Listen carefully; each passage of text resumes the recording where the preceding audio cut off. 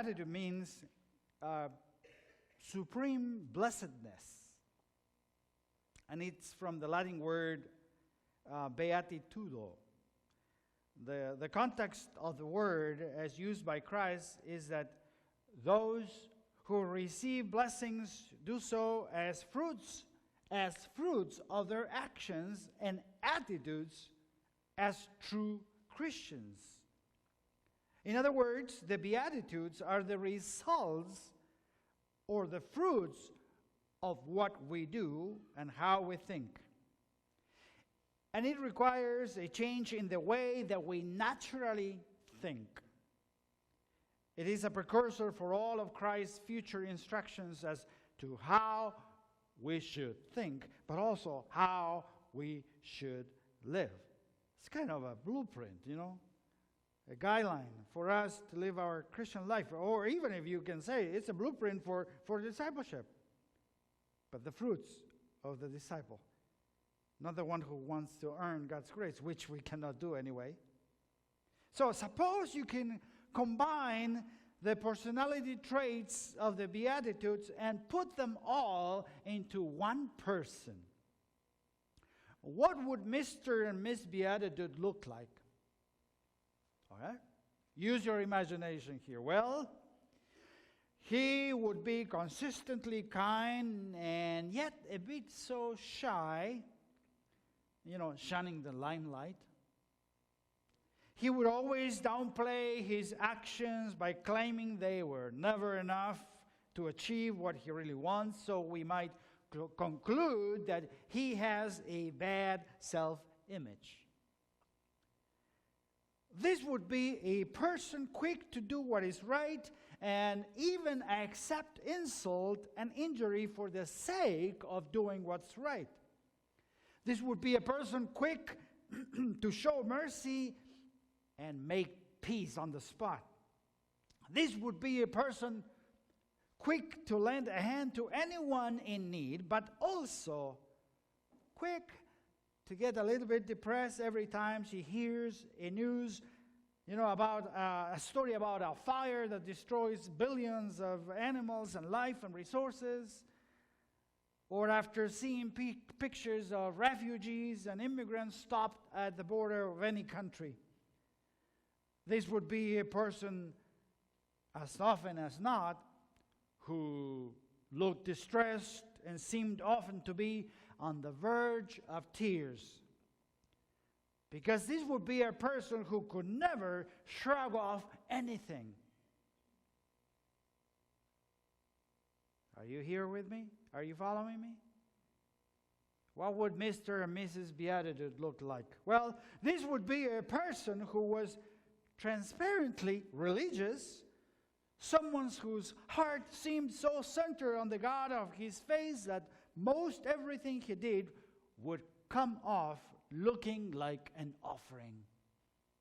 This would be a person who would seem perpetually restless and dissatisfied with lots of life's facets. She'd be someone who consistently gave money to environmental groups, who volunteered to clean up highways and parks, who pitched in on programs to aid the homeless, the sick, the powerless, the pushed down, the left out and crushed, who talked at dinner parties about the need to do something to help those who live in poverty or who are gripped by addictions to opioids or pornography. One that some would sneer at her as someone who was naively out, to save the world. In short, Mr. and Mrs. Beatitude might not always be a barrel of laughs. As often as not, she would have a serious look of concern on her face and a tear of sympathy in her eye. She'd rather talk about important issues of global climate change or the war on sex trafficking than engage in typical cocktail party blather. Mr. Beatitude or Miss Beatitude might even be seen as a troublemaker and a nuisance. What with all his or her restless talk about issues, causes, and politics, not to mention the fact that there seems to be no satisfying this person. He's always hungering and thirsting for something better than others. So it's quite possible that among some people anyway, Mr. and Mrs. Beatitude would be ridiculed. You see, the life of Mr. and Mrs. Beatitude will be a busy and restless one. Someone who does not accept the way things are. Someone who does not accept the status quo. They are going to challenge a lot of conventional wisdom and shake up the powers that be. Now, don't misunderstand me here.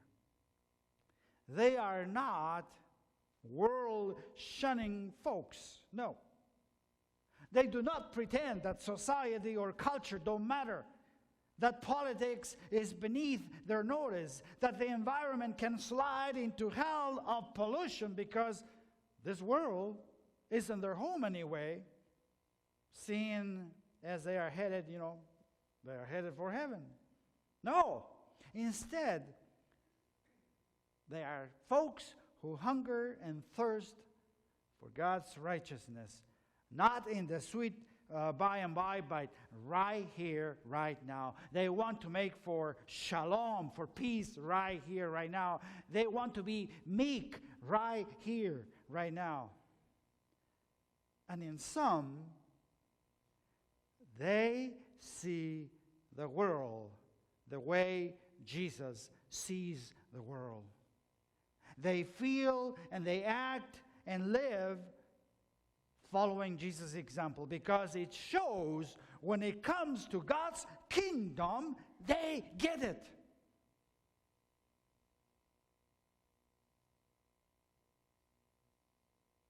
They get it. Folks,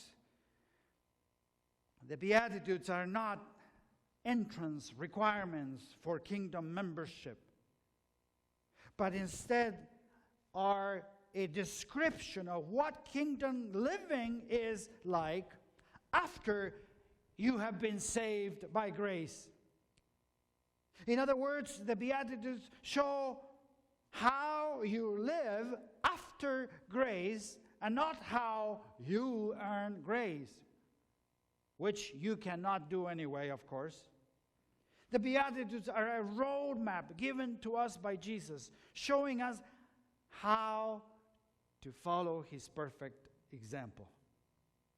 See, just as the preamble to the United States Constitution seeks to define the essence of our nation's vision and describes the sort of citizenry it hopes to embody, so the Beatitudes form, for Matthew, the constitution of the church. Like Micah before him, Jesus seems to be saying, take your pick. God has shown you, O mortal, what is good, and what does the Lord require of you? But to do justice, to love kindness, and to walk humbly with your God. Micah 6:8. In the end, everything is about walking with God. Friends, the Beatitudes clearly show us how we are called to live as disciples. How we are called to live as disciples of the Lord and children of God. A Christian is obliged to see and respond to the real world with all its fear, pain, and blood stains, to be a rescuer, to be a protector of the defenseless, to participate here and now in God's righteousness. Because being blind to the least of these, as Jesus put it, is a door to hell. Blessed are those who practice the way of life that Jesus gave us in the Beatitudes. God knows you. God walks with you. And God blesses you.